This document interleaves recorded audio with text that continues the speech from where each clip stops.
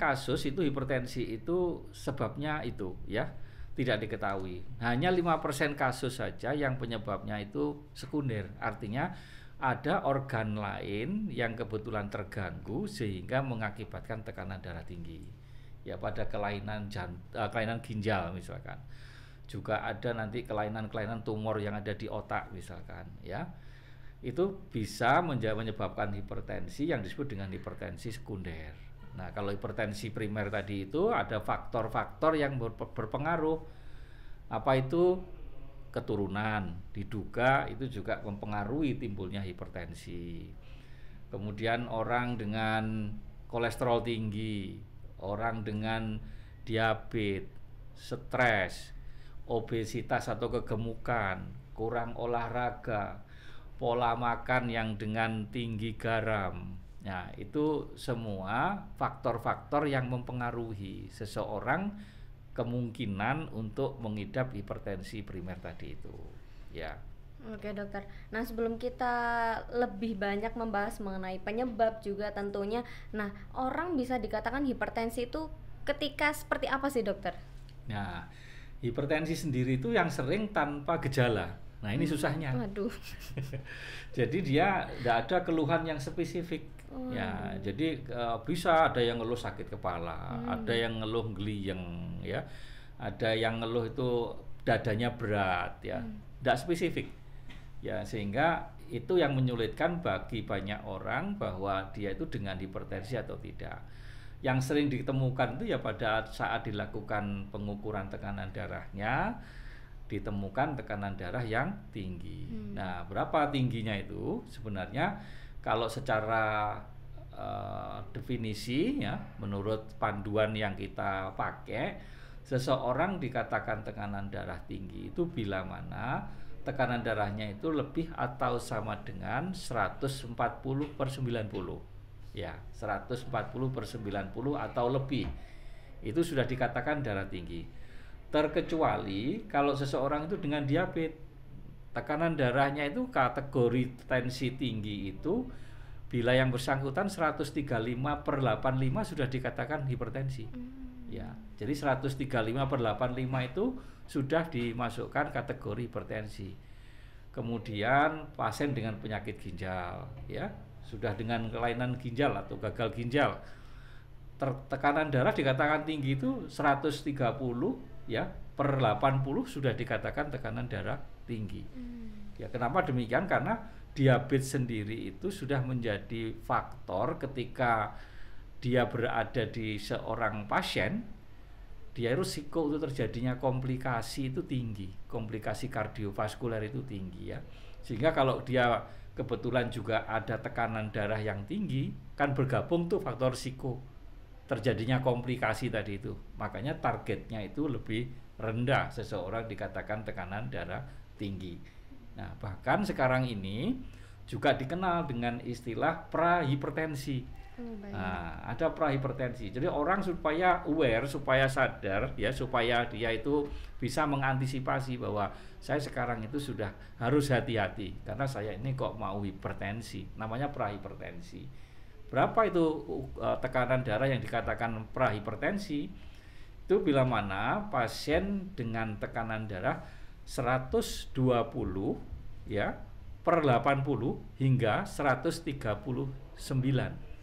ya per 89 itu sudah prahipertensi. Nah, ketika prahipertensi ini kita juga harus waspada ya, waspada terutama terkait dengan faktor-faktor resiko tadi yang mempengaruhi tekanan darah kita tinggi.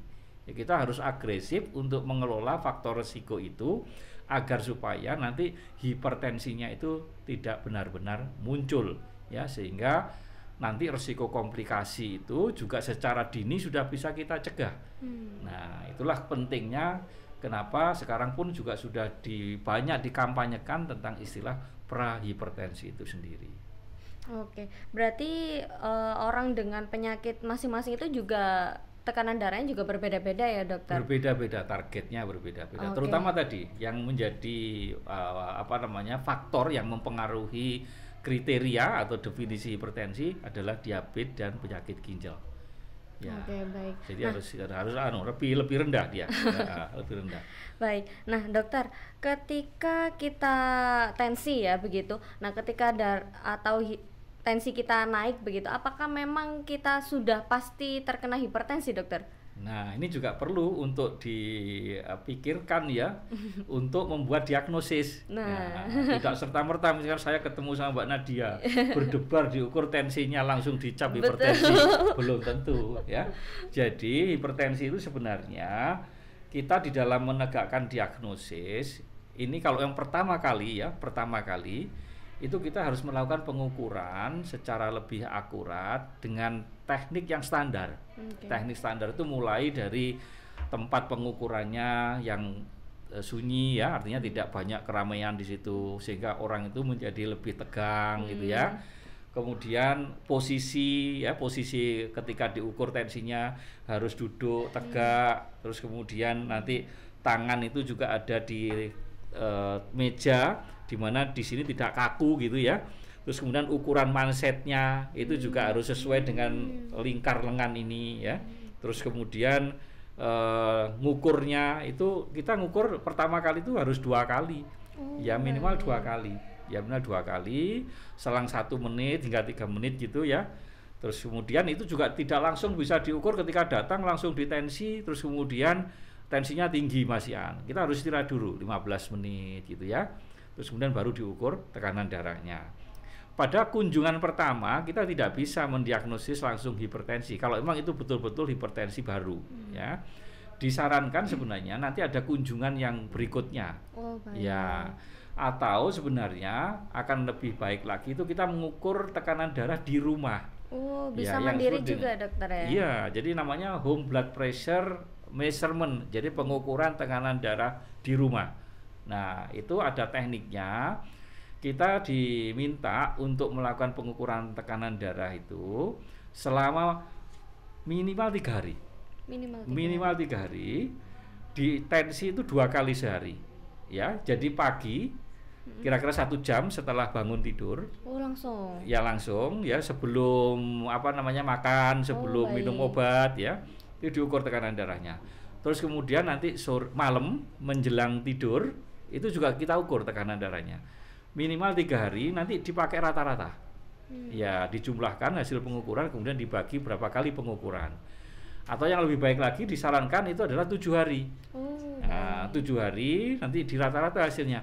Nah, ketika kita mendapatkan hasil lebih dari 140 atau sama dengan 140/90, nah itu dikatakan hipertensi. Kecuali tadi kalau dia dengan problem diabetes, yang bersangkutan juga kebetulan dengan penyakit ginjal, itu nanti akan lebih rendah lagi kriteria tekanan darah. Oke, baik. Jadi memang harusnya ini bisa dilakukan secara mandiri ya dokter. Ya. Dan itu harus beberapa hari, minimal 3 hari, kemudian seharinya 2 kali, ketika pagi dan juga malam, begitu. Oke. Nah, kalau begitu dokter, ada nggak sih perilaku yang beresiko terkena hipertensi? Kalau standarnya orang sehat, kemudian ada komorbid atau seperti apa begitu dokter? Ya, jadi kalau perilaku yang kaitannya dengan resiko hipertensi, ya tentu ada tadi ya. Jadi orang yang kurang olahraga. Orang kurang olahraga itu kan menyebabkan pembuluh darahnya itu tidak elastis sehingga menyebabkan kekakuan dinding pembuluh darah. Nah, kalau dinding pembuluh darahnya kaku kan tentu akan tekanannya meningkat ya. Kemudian orang dengan pola makan yang cenderung garamnya tinggi, baik. asin-asin itu, itu tidak disarankan. Kemudian juga orang perokok. Nah, perokok itu juga menjadi faktor risiko hipertensi. Perokok. Orang yang dengan stres tinggi. Waduh, ini nih kayaknya. Orang stres tinggi ini juga termasuk lifestyle yang harus dikelola ya, agar supaya tidak mencetuskan tekanan darah tinggi. Itu beberapa perilaku yang berkaitan dengan risiko hipertensi. Oke, baik. Kalau orang dengan high risk hipertensi dokter, mungkin dengan genetik begitu ada nggak dokter? Ya, Jadi tadi bahwa ada faktor genetik ya, faktor keturunan yang lebih memang ya seseorang dengan hipertensi ternyata dari penelitian yang ada keturunan berikutnya itu kemungkinan besar untuk menderita hipertensi itu ya. Waduh. Ya, nah itu kalau itu kan warisan ya. Nah, warisan itu kan harus diterima kan gitu ya. Iya, jadi faktor resiko yang lain yang kebetulan bisa dimodifikasi itu yang harus dimodifikasi. Tapi kalau yang diwariskan ya gimana lagi? Jadi warisan ini tidak hanya berupa harta ternyata ya dokter. Baik. Nah, kalau genetik seperti itu apakah tidak bisa dihindari ya dokter? Berarti memang pasti terkena hipertensi juga dokter? Kalau pasti tidak, tapi peluang atau kemungkinan untuk menderita hipertensi itu lebih besar. Ya, baik. Bukan pasti, tapi kemungkinan untuk menderita hipertensi itu lebih besar dibandingkan dengan kelompok pasien yang kebetulan dari keluarganya itu tidak ada riwayat hipertensi. Baik. Berarti lifestyle-nya harus lebih diperhatikan. Betul. Ya, jadi faktor-faktor yang bisa dimodifikasi itu harus dimodifikasi. Kalau tadi genetik kan ya, terus kemudian usia. Usia. Iya, usia itu juga makin bertambah, kemampuan regulator tekanan darah kita yang ada di dalam tubuh ini kan sudah mulai menurun tuh. Sehingga ketika orang tadi misalkan saya ketemu sama Mbak Nadia agak ndredeg-ndredeg sedikit terus tensinya naik gitu ya. Nah, itu kalau misalkan sudah lanjut usia, regulator kita untuk mengendalikan itu kurang. Sehingga tekanannya cenderung terus tinggi gitu. Tapi kalau orang yang masih muda, regulator intrinsiknya itu masih baik. Sehingga dia ketika naik, maka tekanan darahnya juga akan bisa segera diturunkan. Itu kaitannya dengan dengan faktor-faktor yang bisa dimodifikasi. Kalau yang tidak bisa dimodifikasi, yang lain kan tadi selain usia juga genetik tadi itu. Kemudian gender itu juga ternyata berpengaruh. Gender juga. Gender ternyata. Tadi kan dari data yang ada di yang dirilis itu dari beberapa penelitian kan di dunia ini 1 di antara 4 laki-laki, ya 1 di antara 5 wanita. Berarti laki-laki itu lebih sering dibandingkan dengan wanita. Ya mungkin kalau laki-laki banyak stresnya kan. Stresnya yang diangkat ya dokter. Baik. Nah, kalau ngomongin soal usia ya dokter, kalau boleh tahu nih dokter, kan hipertensi ini orang-orang anak-anak muda juga sekarang banyak yang terkena nih dokter. Nah, kebanyakan faktor apa sih dokter yang mungkin pasien dokter banyak yang anak muda terkena hipertensi ini kebanyakan kenapa dokter? Ya terutama sebenarnya kaitannya dengan lifestyle tadi itu, gaya hidup tadi itu ya. Jadi anak-anak sekarang itu kan untuk pola makan juga senengannya kan fast food, ya kan. Terus juga sekarang mager kan ya, malas gerak gitu kan ya. Gojek aja. Gojek aja ya, GoFood ya kan. Iya. Jadi lifestyle ini yang rupanya membuat sekarang itu banyak ya anak-anak muda itu sudah terkena hipertensi. Oke, jadi kebanyakan memang lifestyle-nya ya dokter, dan nggak olahraga juga, gitu. Banyak mager karena kan sekarang kan banyak ini gadget kan. Nah, kalau udah gadgetan kan nggak perlu pergi kemana-mana, cukup di kamar. Iya, oke. Nah, tadi kita sempat membahas gejala ya dokter. Kalau gejala ini tidak pernah sulit kita lihat begitu. Nah, tapi ada nggak sih dokter gejala khusus atau ciri khasnya begitu dokter, agar kita bisa membedakan dengan pusing biasa mungkin seperti itu dokter? Nggak bisa Mbak Nadia. Nggak bisa. Ya jadi memang tidak ada gejala spesifik untuk hipertensi. Sehingga yang disarankan adalah ya kita melakukan ini pengecekan ya, screening gitu. Ya. Jadi ya mesti kalau sudah di atas 40 itu kita harus untuk mengecek ya tubuh kita ini ya, terutama ya tadi hal yang mendasar kayak tekanan darah tinggi ya, kolesterolnya gimana, kemudian gula ya, itu kan faktor-faktor yang satu dengan yang lain ada interaksinya ya, sehingga ketika ngecek ya kita harapkan punya data dasar lah ya, kita ini sebenarnya memang sehat atau enggak gitu. Oke, baik. Jadi karena itu mungkin ya dokter, akhirnya hipertensi ini dinamakan silent killer. Betul. Waduh, luar biasa sekali ya ternyata. Waduh.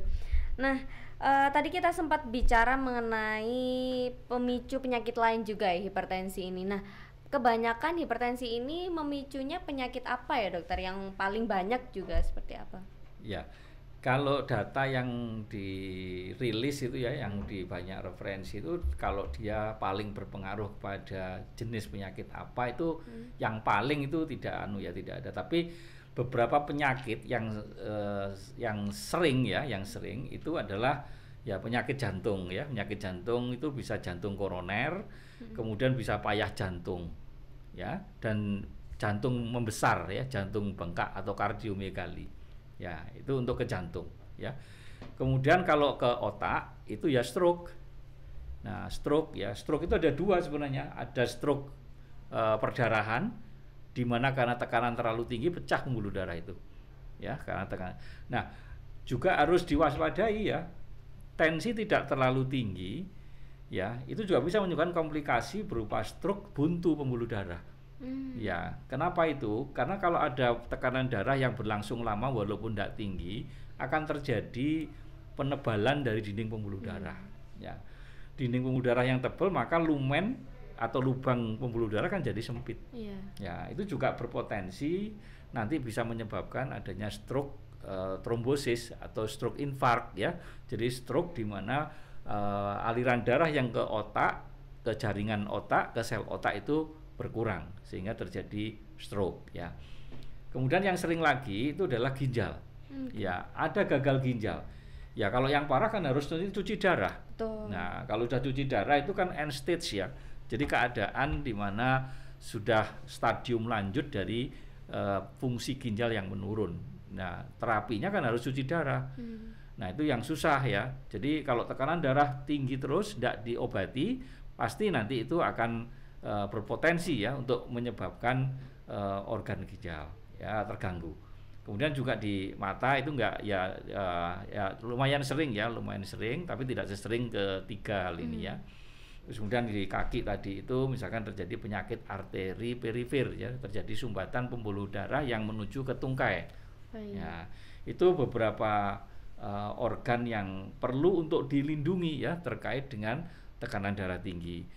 Nah, intinya kan sebenarnya kalau kita lihat tadi kan mulai dari ujung atas tubuh sampai ujung bawah. Ya, jadi memang kan pembuluh darah ada di mana-mana. Ya, organ kita semua ada pembuluh darahnya. Sehingga ketika ada tekanan darah tinggi lama, nanti akan merusak pembuluh darah sehingga berakibat kerusakan juga pada organ kita. Aduh, berarti memang efeknya ini seringkali disepelekan ya dokter, padahal ini sangat krusial sekali terkait hipertensi. Oke dokter, kayaknya saya juga mau bergeser ke makanan dan minuman begitu dokter. Nah, makanan yang seperti apa sih dokter yang harus dihindari, yang harusnya banyak kita konsumsi seperti itu dokter? Kalau dihindari itu sebenarnya enggak ya. Semua boleh ya. Semua boleh. Yang penting itu ingat BNI ya. BNI ya, BNI. Bukan Bank Negara. Oh iya. Saya ingatnya ya. Itu dokter. BNI itu batasi, baik. Nikmati, dan imbangi. Oh, oke. Ya, BNI ya, batasi, nikmati, imbangi. Dan 3J. Apa ya, tuh, harus diingat dokter? nanti jenis makanannya apa. Ya. Jumlahnya itu berapa, ya, dan jadwalnya itu bagaimana, jadwalnya kapan untuk makan itu. Nah, seperti apa ini maksudnya jadwalnya ini? Dokter? Jadwalnya ya kita tidak boleh kok kemudian ngemil aja gitu, nggak boleh ya. Ada jadwal kita misalkan makan ini makanan siang, makanan pagi, makan malam ya. Kemudian nanti ada fase makan snacknya, jamnya itu ya. Jadi tidak boleh ngemil aja gitu, nggak boleh ya. Itu terkait dengan jadwal. Nah, jenis ya tentunya pilihan makanan. Tadi kalau Mbak Nadia kira makanan apa yang dihindari dan makanannya. Kalau yang dihindari total enggak ya? Yang penting BNI tadi. Batasi, nikmati, dan imbangi. Oke, nah ini nih yang PR-nya ya, nyemil ini. Oke dokter, kalau misalnya pasien ini sudah terkena hipertensi, apakah sama dokter BNI dan 3J ini dokter? Atau ada tambahan atau seperti apa dokter? Sama ya, tapi intinya adalah yang mungkin kalau memang tekanan darahnya itu belum bisa terkontrol, dalam hal pengetatan tadi BNI ya 3J itu mungkin lebih dibandingkan dengan yang tujuannya prevensi gitu. Baik. Tapi kok tidak sama sekali tidak boleh, enggak. Oke, baik. Jadi ya terapkan tadi ya Sobat RC, batasi, nikmati, imbangi, dan 3J tadi. Oke, kemudian untuk gaya hidup sama ya dokter, seperti yang tadi sudah dijelaskan ya, bahwasanya harus olahraga. Betul, kemudian kurangi berat badan, pola makannya harus benar, stresnya ya harus dikelola ya. Semua orang pasti stres. Betul. Ya, karena ada orang yang bebas stres ya. Iya, kehidupan dokter. Baik. Kemudian dokter, saya juga mau tanya mengenai mitos dan fakta yang beredar dokter. Mitos atau fakta bahwasanya orang terkena hipertensi ini tidak bisa sembuh dokter? Mitos. Nah, seperti apa itu dokter? Itu kan kita, apalagi kita umat Islam ya, nah, semua penyakit ada obatnya kan gitu ya. Jadi ada obatnya, berarti kan bisa sembuh gitu ya. Ya memang memerlukan konsistensi upaya dari kita yang sungguh-sungguh gitu ya. Dan ada kan nanti mitosnya, tambahan pertanyaan mitos masih ada atau belum? Masih ada dokter. Ya, lanjut aja. Nanti kalau belum nanti saya sambung di belakang. Belakang. Baik, boleh. Ya. Nanti saya notes juga ya dokter. Ya. Nah, mitos atau fakta dokter bahwasanya orang yang sudah terkena hipertensi ini wajib minum obat seumur hidup dokter? Agak ke mitos-mitosan itu. Oh begitu ya. Jadi sebenarnya juga enggak harus yang semenakutkan itu ya dokter? Enggak, jadi ada sebenarnya panduan yang menyatakan bahwa seseorang yang bisa terkontrol tekanan darahnya dalam setahun berturut-turut, obat itu bisa diturunkan gitu. Ya setahun berturut-turut itu terus terkontrol baik gitu ya, itu nanti bisa diturunkan. Nah ketika diturunkan makin turun kan bisa terjadi lepas. Ya kan bisa jadi lepas gitu ya. Nah kita harus optimis itu, kita bisa lepas obat itu. Nah gitu ya. Jadi memang harus dikonsultasikan ke pakarnya ya dokter ya. Ya kira-kira begitu. Iya. Baik dokter, nah ini yang paling sering beredar sih dokter, timun bisa menurunkan hipertensi. Kalau secara medis yang berbasis pada ilmiah, belum ada laporan bahwa timun sekian bisa menurunkan tekanan darah sekian. Iya, biasanya kan gitu masyarakat tuh. Kalau kamu hipertensi makan timun. Kalau darah rendah baru makan gulai kambing. Berarti itu mitos. Oke, baik. Jadi mitos. Harus ke pakarnya dulu begitu ya, dokter. Yang jelas sayur-sayuran, buah-buahan yang banyak itu juga nanti bisa berpengaruh terhadap perbaikan hipertensinya.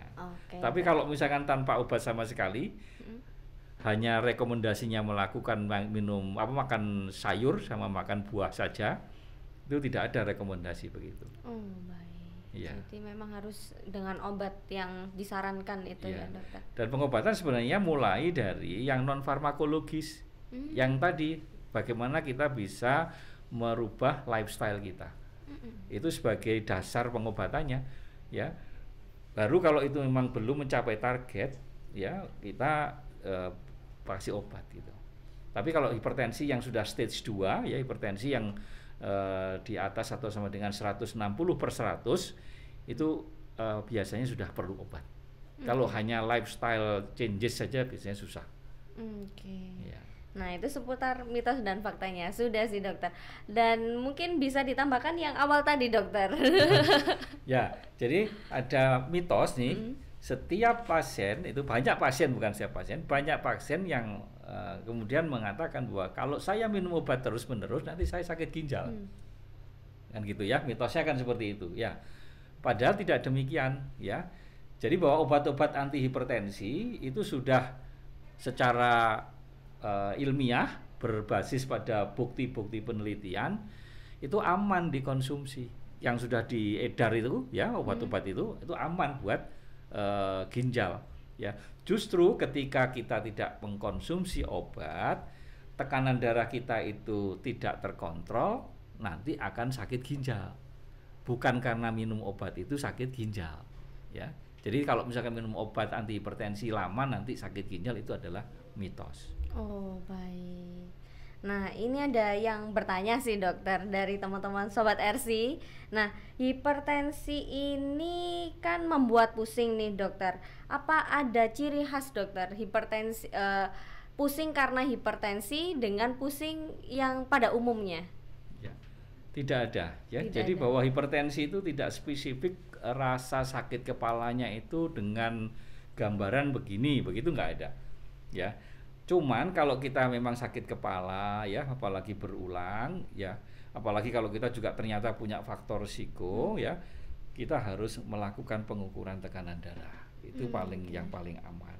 Kalau nanti hanya menilai keluhan-keluhan saja, bisa saja itu subjektif kan, tergantung sama orangnya untuk merasakan ini bagaimana. Ya ternyata tekanannya terlalu tinggi ya toh, dikira ini bukan sakit kepala karena hipertensi gitu. Oke, nah ini ada pertanyaan satu lagi dokter, dan ini sedikit menggelitik juga, bahwasanya apakah orang yang suka marah-marah itu mudah terkena hipertensi dokter?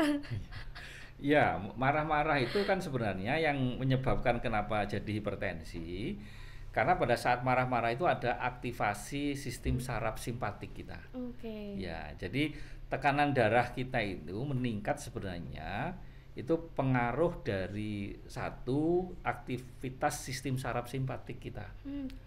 Ya, terus kemudian yang kedua, regulator dari tekanan darah kita yang diperankan oleh sistem hormon renin, angiotensin, aldosteron itu yang kita miliki sebenarnya ya, itu tidak mampu mengendalikan itu, tidak mampu mengendalikan tekanan darahnya.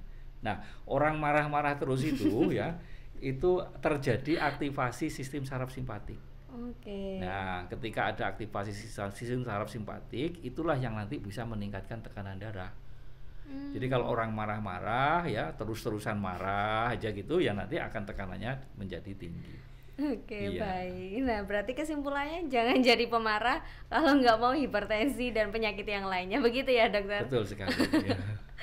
Oke, baik. Itu tadi menarik sekali tentunya Sobat RC terkait hipertensi. Nah, untuk itu dokter mungkin bisa dijelaskan bagaimana jadwal dokter hari ini di Rumah Sakit Islam Surabaya. Barangkali ada Sobat RC yang mau konsultasi dengan Dokter Andrianto, boleh dokter? Ya. Saya di RSI di Poliklinik Eksekutif ya, di lantai 6 RSI Tower ya, di gedung baru. Itu hari Senin jam 17 hingga jam 19. Demikian pula hari Rabu dan Jumat. Itu jam 17 sampai dengan jam 19. Hari Sabtu itu jam 8 sampai dengan jam 10 pagi. Oke, jadi Sobat RC jangan lupa jangan menyepelekan terkait hipertensi, dan kalau mau lebih jelasnya seperti apa, konsultasi langsung bersama Dokter Andrianto, bisa langsung bertemu dengan Dokter Andrianto. Dan jangan lupa untuk pertanyaan lebih lanjut bisa kepo-kepo di Instagram kita di RSI Surabaya. Saya Nadia Rahma dan juga Dokter Andrianto mengucapkan terima kasih untuk kebersamaan Sobat RC semua. Wassalamualaikum warahmatullahi wabarakatuh. Waalaikumsalam warahmatullahi wabarakatuh.